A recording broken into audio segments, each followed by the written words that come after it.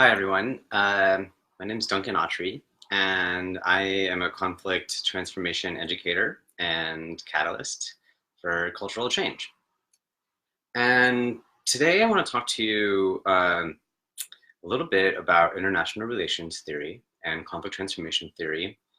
And the reason I'm doing this is because this morning when I woke up, I was looking at my news, and the thing that I saw about in the news today was that Donald Trump has made the decision to have the United States withdraw from the Universal Postal Union. Universal Postal Union is something that was created in the Treaty of Berne 144 years ago. And it's the treaty that all over the world helps countries collaborate to have a postal system that works. And I'm not just talking about this because I'm worried that my forever global stamps, these are stamps that forever I can mail a letter to anywhere in the world for this one stamp. I think they cost like $1 or so. And that's amazing. And the fact that this isn't, maybe this is under a threat as the United States sort of withdraws from this global treaty that allows us to all have an international postal system, that's frustrating, but that's not necessarily my concern. I studied international relations through college and grad school because I kind of grew up wanting to work for world peace. And world peace seems like a really important cause, and I'm really excited to work on that. And as I went through school, I learned that this idea of ever arriving at peace maybe is not totally possible. Conflict is in a certain way inevitable. There's a way that we are always going to be in disagreement, and there's always going to be different perspectives. But what I have learned is that there are lots of ways that we can be in conflict better. There's ways that we can improve how those relationships work. And that is something that I have decided to sort of leverage my career around and to work on. And I want to walk you through sort of how international relations gets us to sort of peace and a better world that we all can be a part of. And I want to do that by actually taking us through a little bit of international relations theory, which is going to take us through some European history and kind of get us up to date with where we are in the world. I have about 6 pages of notes here, so get ready. This is going to be a minute, but I promise you this is going to be interesting. And the direction that we're going is to move towards what I call the fractal yin-yang theory. And this is something that will make sense soon, but let's go ahead and try to see if we can get there. The thing that I really want all of us to understand is that what's happening in the world around us, what's happening in international politics, is not only is that relevant to us because it impacts our lives and might impact my little stamps over there, but we are all participating in this. This is something that we are all co-creating. And I noticed that, especially at least in my country, like in the United States, people don't actually pay a lot of attention to international relations. People don't really pay attention to what's going on in the world. And that's something that I think is really important. So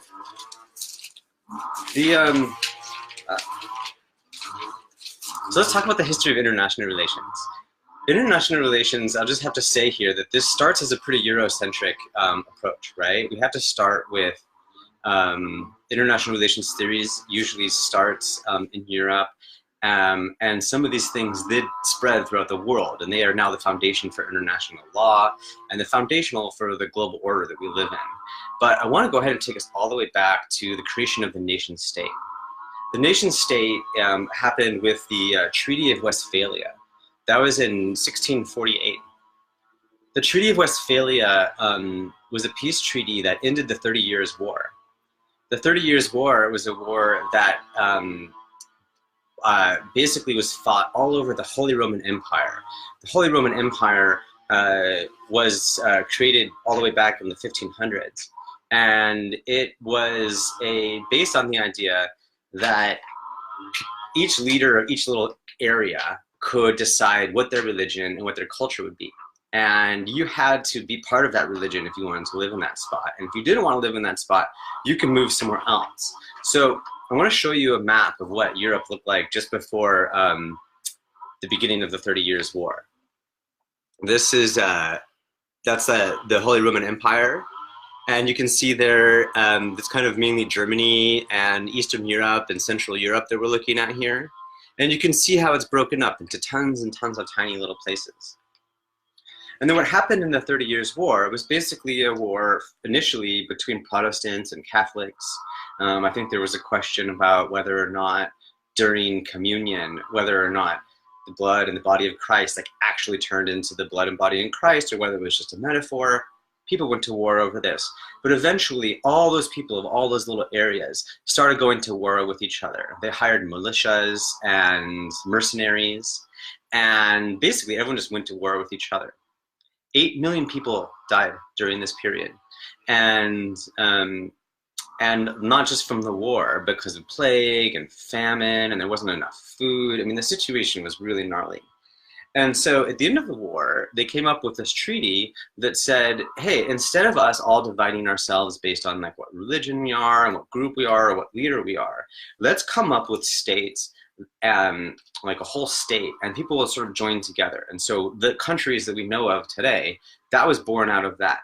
And just a reminder that this was just like 370 years ago. So the whole idea that we have countries and that the whole world is organized that way is actually kind of a new idea, a relatively new idea.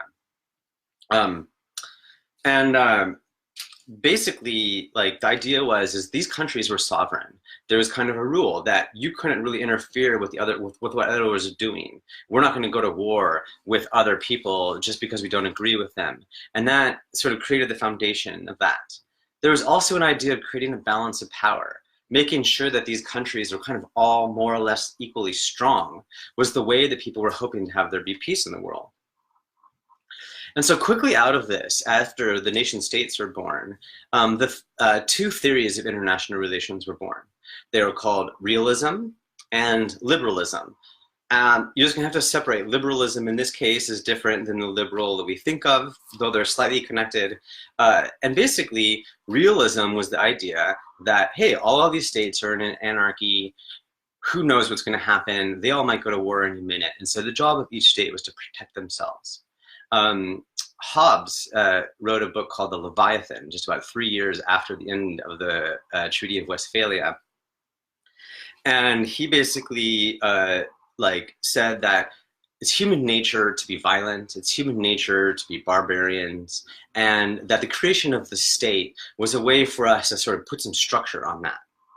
But this idea that human nature was inherently ready to fight with each other basically just got transferred into the state system. So the idea was that states, as new actors and individuals, would be wanting to fight with each other all the time. And then I don't know, so a new world where all these new countries would just start fighting doesn't really solve the problem that people are trying to do by creating the Peace of Westphalia. And so then come in like Voltaire and John Locke and Adam Smith, who basically invented capitalism. And they basically said, hey, by creating governments, by creating rules and laws, we're actually creating peace. And this started moving on. Immanuel Kant kind of came in next, and Immanuel Kant did a lot of thinking about how we could get to a state of perpetual peace. Because basically the war is pretty unpopular. Everyone was dying, no one liked that, no one wanted to be killed by their neighbors, no one wants to go kill for some other cause. And so this idea that like war was unpopular made it seem that if we have democracies, people in democracies are going to want to not go to war, because if you're being elected by your people, if you send them to war, that's a pretty unpopular choice. And so democracies will be a way of creating peace, a way of creating laws and things in the world. And so this sort of moved on, and basically moved on to international law, and the idea that international law would be a way of preventing these countries from going to each other. Basically, if we come up with enough rules and laws and structures, like the system around us, the international system, could become peaceful and really bring forward that form of human nature, the part of us that wants to get along and all be peaceful. And that sort of moved on, sort of modern sort of liberal thought thinking basically has noted that countries that are democracies almost never go to war with each other. A war only seems to happen within countries that are not democratic, or in places where, you know, with other non-democracies. And you can think about that. You don't actually come into many examples of democracies ever fighting with each other. But I think that there might be an example recently. But anyways, nonetheless, we'll set that aside. And so this debate has been going on for almost 300 years. Is the world an anarchist, total anarchy, like total wild thing that is out of control? And if so, that realist perspective is really important. The realist perspective would basically say that we need to, you know, look out for our self-interest. And then the liberal perspective is saying, hey, we can all get along if we just come up with enough rules and we can all find peace. Because that's what people really want. And this debate has been going on. And all the way till today, you can go to Foreign Policy magazine and read articles basically saying like liberalism is the right idea or realism is the right idea. I remember when I was in high school back in the 90s, I was taking an international relations class. It was probably like 1996, I guess. And in 1996, our teacher kind of made us choose, are you a realist or are you a liberal? And I remember actually saying that I want to be realist because I really personally want to be realistic and practical about things. And then my teacher was like, no, you clearly didn't do the homework. Realism is the part where you want to fight. And Duncan, I think you're more of a peacemaker. And he had me right at that point. So really easy for me to identify with liberalism. Let's make peace and let's all get along. Now, as this gets taught over the years, and still today, you can go to classes, international relations, and your teacher is going to show you something like this. and basically, the idea here is that there's like realism and there's liberalism, and you can sort of map them here. So you can say, what is the belief of realism? Realists believe that it's total anarchy. I'm just going to make a caveat here.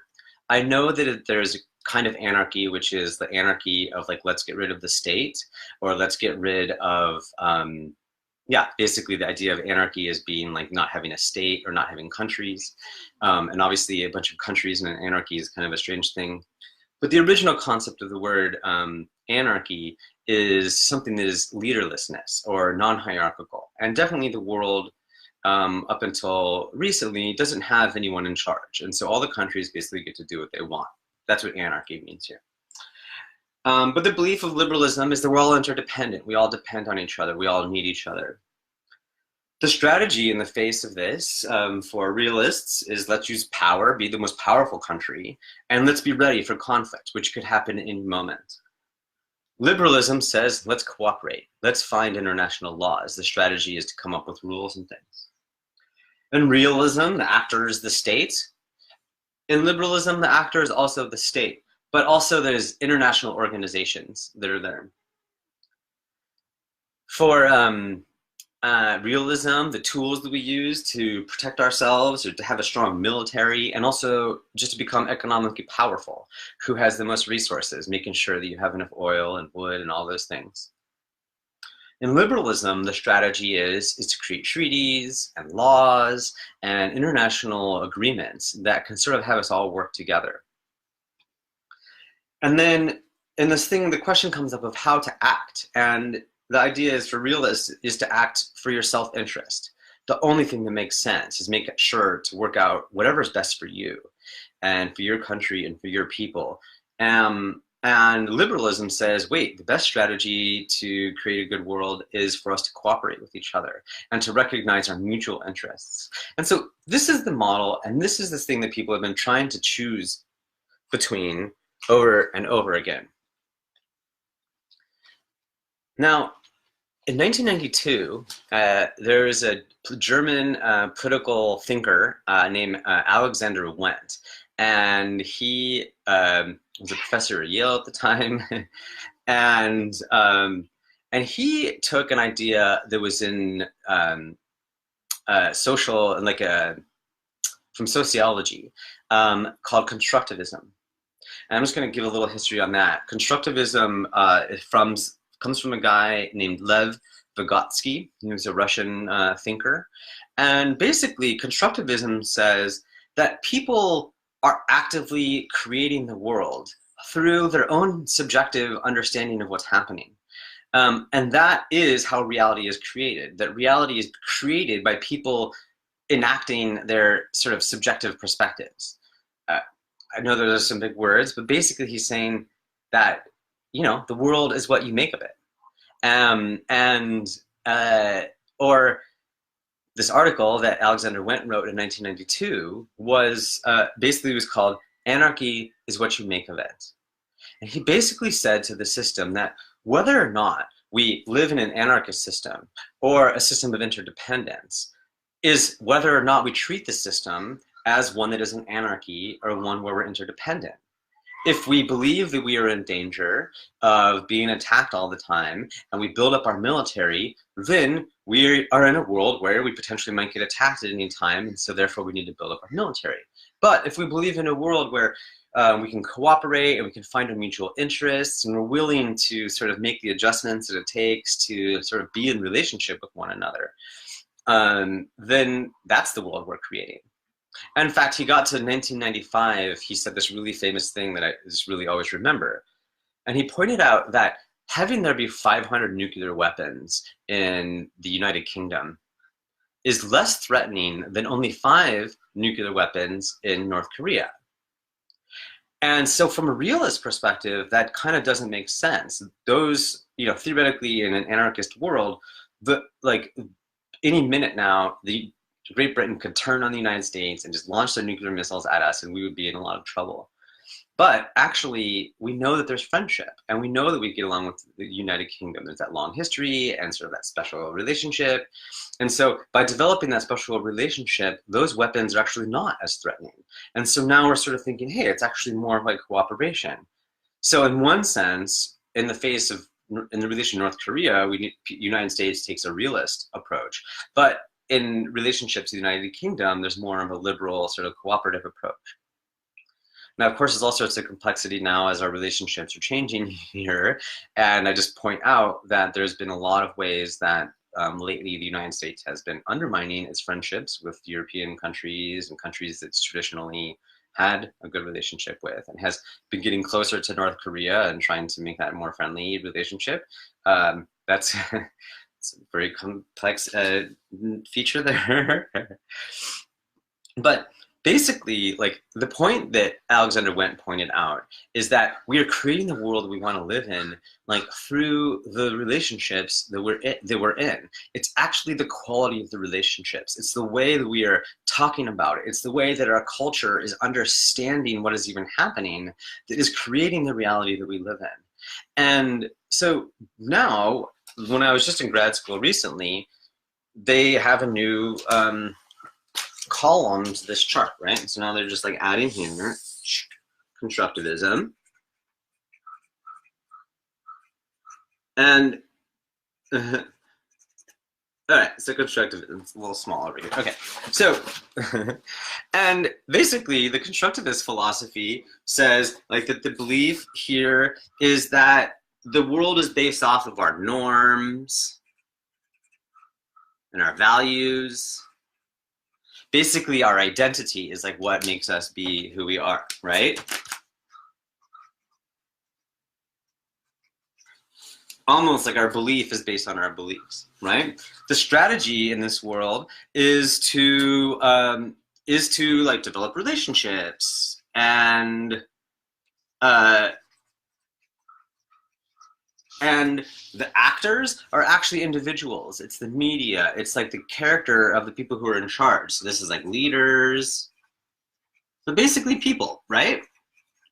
And then the tools that we want to use in this then are our identity and what are our mutual interests and like finding ways of doing that. And the way to act is to like be conscious of like what are the relationships, like actually being conscious of how we create the world we want to create, right? So it's just like basically create our own reality, right? I'm not really expecting you to read all this. I'm just kind of showing you what's happening in here, because this is how this got presented to me. And I remember being in grad school and I'm looking at this and I'm like, these are not three of the same things. And I noticed this because I am a big fan of conflict transformation theory. And conflict transformation theory, it kind of has like a whole, basically like another approach here.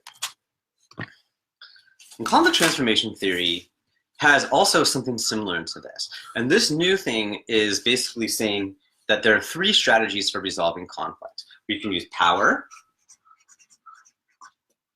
we can use rights, and we can use interests.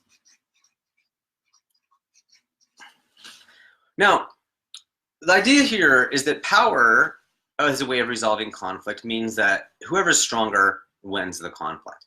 That follows this realist perspective. The rights-based approach to resolving conflict is saying that we can come up with a set of laws that are the same for everyone. And so this rights-based approach sort of tracks across this liberal approach, right? They're like, let's just come up with the laws, the international laws and theories that will make us be able to sort of hold this relationship together, right? And then the interest-based approach, which is basically the heart of like modern conflict resolution, at least for the last like 35 years or so. An interest-based approach says that we can best resolve conflict by figuring out that what do you actually need? What do both of the people in the relationship actually need? And then to transfer that into how do we want to be in relationship with each other? How, in our specific context, in our specific relationship, do we want to connect with each other? And resolving conflicts based on that means that we do have to sort of dial into like the individual experience, so like that very like idiosyncratic like experience. But we're able to deal with that sort of nuanced question without resorting to like universal laws or just resorting to who's stronger or who has the most influence.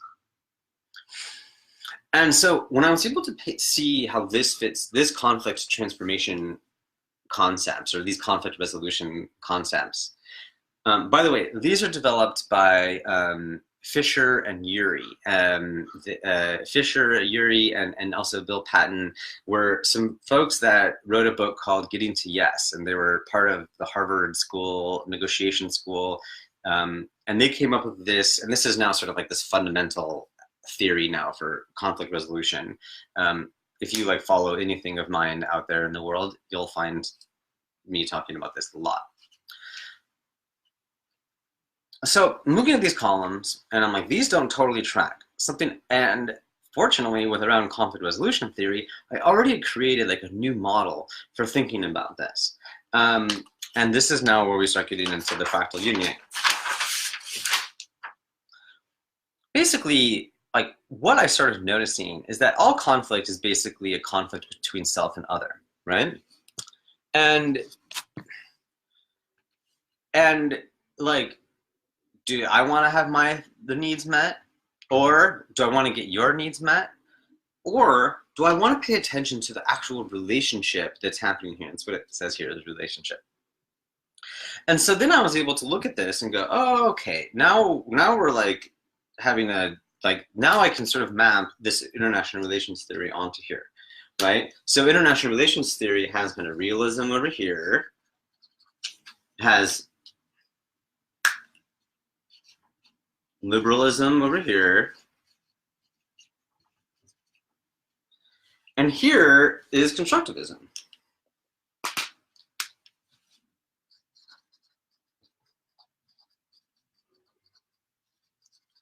Or as we were talking about before, there's like power, rights,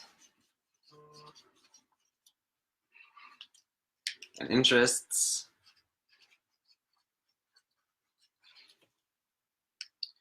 Another way I like thinking about this sometimes, which I think is like also helpful, is like in this sort of like crazy anarchy, there's a way that this is freedom. Here we have like the freedom to basically act however we want, do whatever we want. But if we want to be in relationships with others, we actually have to put limits on our behavior. So these become these like tensions that are happening. And what we sort of learn from this, this really idea got captured really well by a gentleman named Paul Tillich.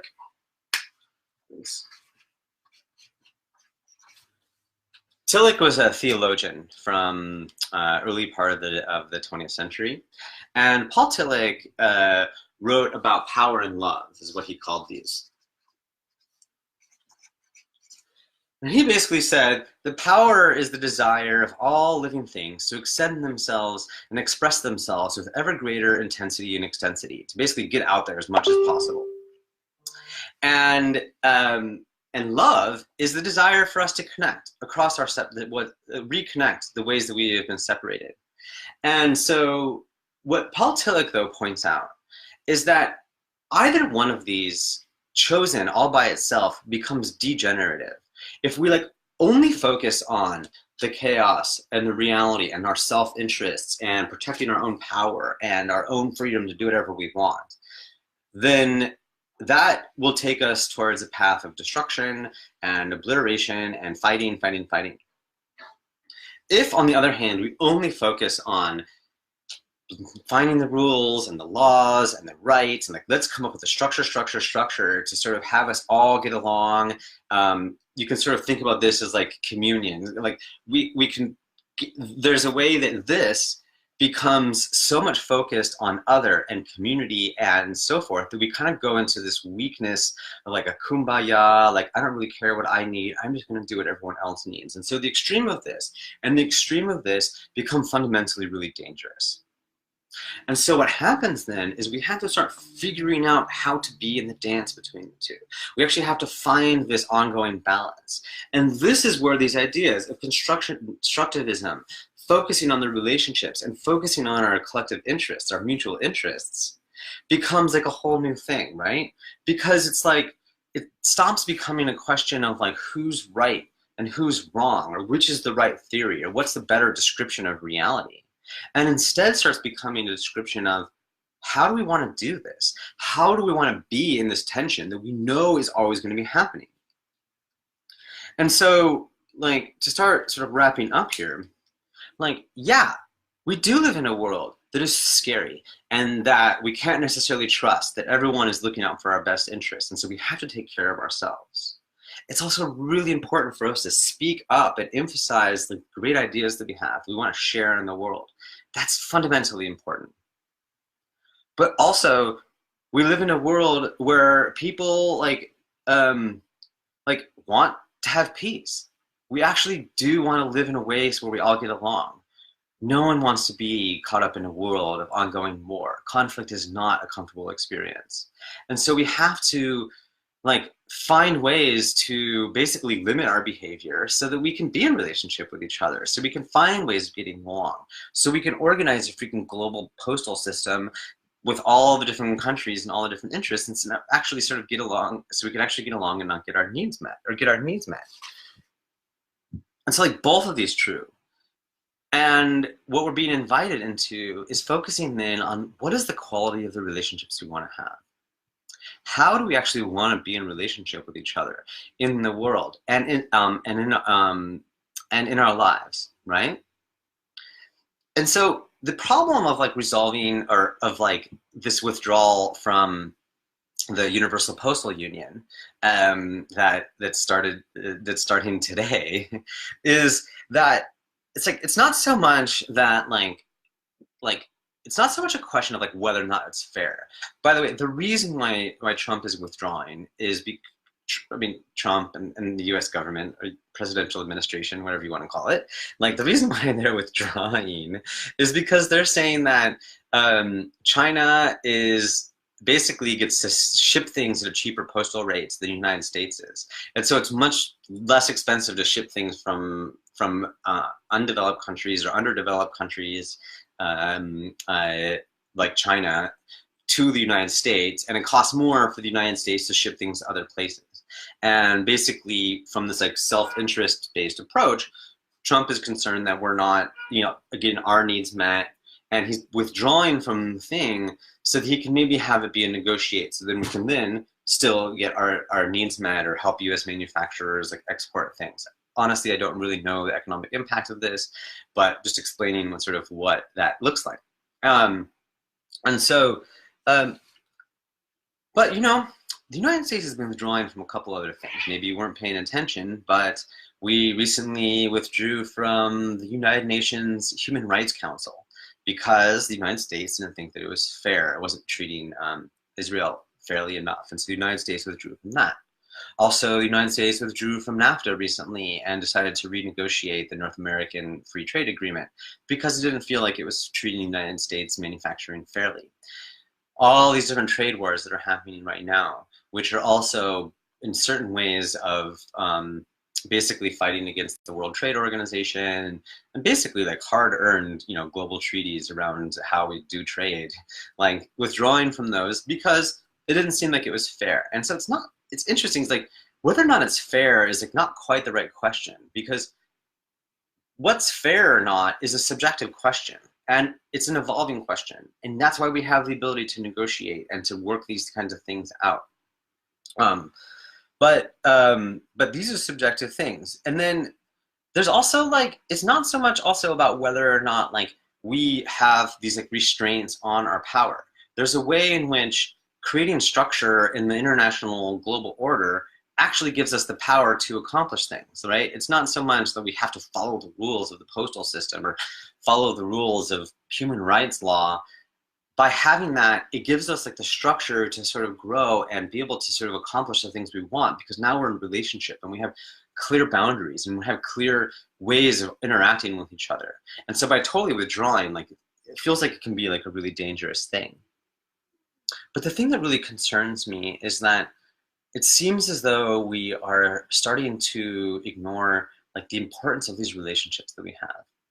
You know, NATO, the North Atlantic Treaty Organization, is something that holds together most European countries and the United States and Canada and maybe some other places, but Iceland also, and all of these countries have decided to sort of work together. But Trump has been thinking that's not really fair because we don't really get to, other people aren't paying as much. They're contributing more with actual soldiers and actual people in the battle, but it doesn't seem like it's fair because the United States is spending a lot of money on that. And maybe that's fair, maybe it's not. But what is important is the relationships that we're building here and the relationships that have been developed over a long time. And it's worth remembering that the European Union and NATO and all of these things just came out of like a crazy world war that happened only like 60, 70 years ago now. And that war, we lost millions of people's lives in that. And it's really intense to the relationships that we have today are hard earned, and the absence of those relationships has us fighting in ways that are really dangerous. And so it's just really important, because remember that question about why are those 500 nuclear weapons in the UK not as frightening as the 5 in North Korea? Like, that is actually like a really important question. And the reason is because we have good relationships. And so really focusing on the quality of our relationships becomes like a really important thing for us to focus on. And this doesn't just apply to international relations, right? We can see this being really important in international politics. In the United States, but really in lots of countries around the world, we have this powerful division about how things are going. And so there, people get stuck in also what's a bit of an illusion. It seems like there's a choice between, do we go backwards in history and try to really fortify the values and the principles that got us into the place where we are? Do we try to, quote unquote, make America great again and go back to sort of an old way of being? Or on the other hand, do we leave our traditions behind? Do we uproot sort of our history and move forward into a utopia where all the genders and all the races and all the religions are included, and we create space for everyone? Maybe there's no police, maybe we don't need borders anymore. Let's just go forward in that. But the point is actually we can't, this isn't actually a real choice. That tension is always going to be there. And we're not actually going to be able to choose between one or the other. Another thing is what about, how do we look in our workplaces. We can see that there's that need to have like innovation and creativity and individual agency. But there's also like, let's follow the rules and let's follow the structures. And so you can see that happening in the world of business, where there's like different values. It's sort of like, let's go forward or let's go back. And that tension, again, is always going to be there. In our interpersonal relationships, we struggle with these questions all the time. How do we have our freedom to act the way we want, to express ourselves the way we want? And then in what ways do we choose to sort of limit our behaviors, care about the needs of others, and sort of dial back our own self-expression so that we can be in relationship? I mean, this whole conversation about consent really plays into that question, right? Like, how do we take care of our own needs and also sort of to work out for the needs of the other? And the answer, again, comes back to relationships and interests. And like, what is this mutual relationship? How do we actually want to be in connection with each other? So yeah, it's really important for us to express ourselves. It's really important for us to advocate for our needs, for our perspectives, our individual ways of doing it, our team's way of doing it, our values. Let's get them out there. That's super important.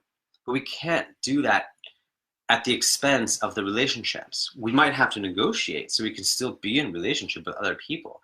But we need to also remember that we'll always have to be in relationship with one another. And so we then come back to like, how do we want, like, what is the quality of being that we want to be in? How can we make these like ongoing relationships durable and connected? How can we like have strong but yet compassionate boundaries? How can we have the boundaries that makes it clear where we're willing to go and what's okay and what's not okay? And how can we use that to build stronger relationships? How can we have both of these things at the same time? How do we speak up for ourselves and maintain relationships? Now, it's totally possible for us to build a world for all of us. The world of conflict resolution has proven powerfully in the last many years that we have the tools for developing good relationships. We have the tools for having complex conversations about complex topics that can include all sorts of people. Me and all sorts of other mediators and facilitators and conflict transformation consultants, they're out there, and we are ready to help people have these really great conversations. But actually having a world that fits for all of us is a precarious situation. We only have to go back a couple decades for us to find times when humans have gotten out of balance, where their choices to defend their group or another has resulted in the loss of millions of lives.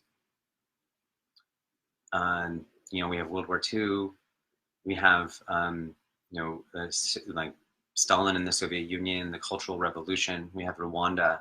We have all sorts of times where we can just see how quickly we can slip into extreme violence and extreme horrible situations just by letting ourselves think that our side's right and the other side's wrong.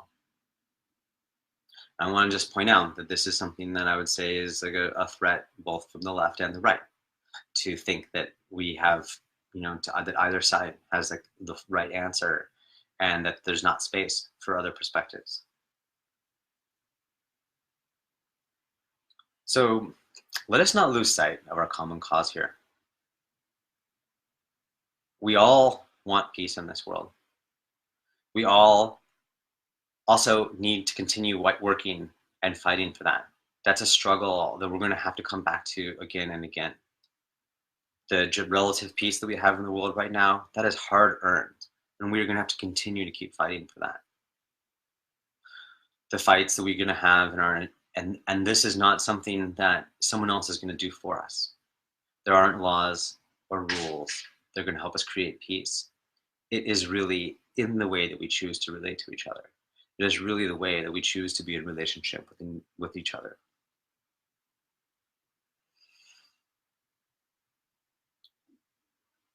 This is something that's part of all of our interactions.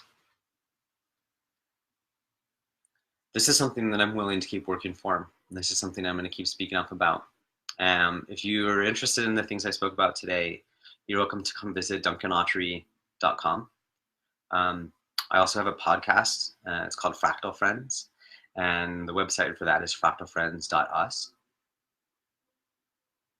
And there's also a newsletter. You can sign up.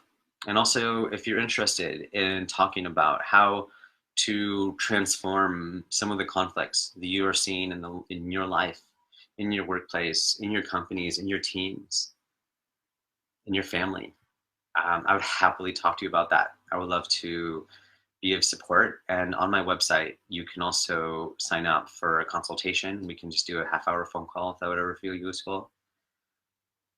But just remember that we are all in this together, and we do all want to live in a peaceful world. And it is up to us in each of our interactions to make this happen. Thank you, everyone. Thanks for listening.